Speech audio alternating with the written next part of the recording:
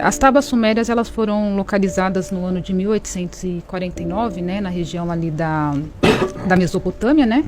E aí foi encontrada na antiga biblioteca do Arsubanipal, né, que foi um rei ali da região da Assíria, né? E aí foram encontradas cerca de 26 mil tábuas de argila, né? Então, foi muitos registros, né? Um professor, né, da Nathaniel Schmidt, ele era professor de uma universidade batista lá de Nova York, e aí ele começou a estudar e traduzir essas tábuas, né? Imagine você de universidade batista, né? Com viés cristão. Na hora que ele começou a estudar as tábuas, ele começou a ver uma similaridade muito grande com os textos judaico-cristãos.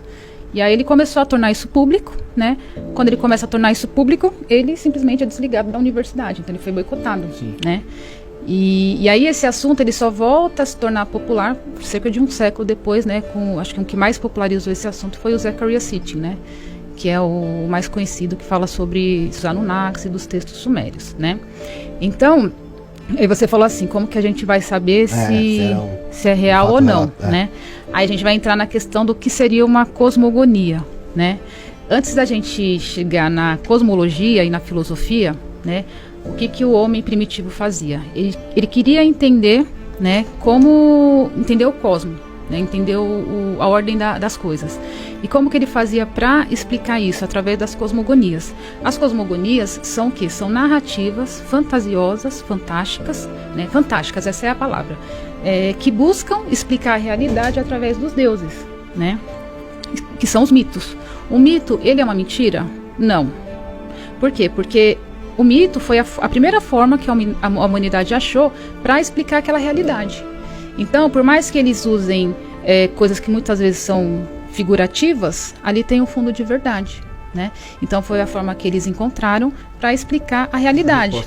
Por exemplo, quando fala que o homem foi criado do barro e que Deus soprou nas narinas dele. O que na verdade queria explicar? Que o homem foi realmente criado do barro? Eu acho que ele quis dizer que ele usou os materiais existentes aqui para criar aquele ser. Mas aí já não seria Deus, né? Na verdade, o que eles queriam dizer é que o homem era feito de matéria e espírito. Entendeu? Quando você fala o barro, você está se referindo à parte material. E quando você fala que Deus soprou, né?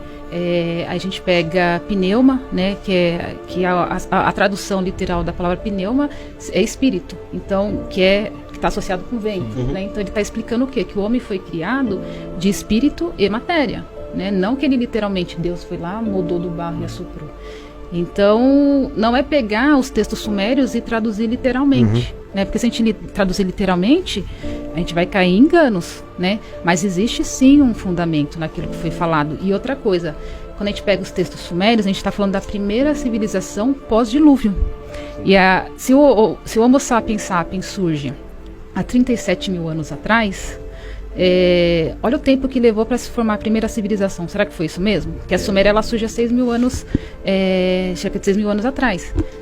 Eu acredito que não, porque na minha opinião, a gente teve civilizações inteiras antes do dilúvio, só que aí a humanidade ela foi resetada no dilúvio, e aí ela começa tudo do zero, e aí vai florescer novamente uma civilização lá na Suméria. E o que é uma civilização?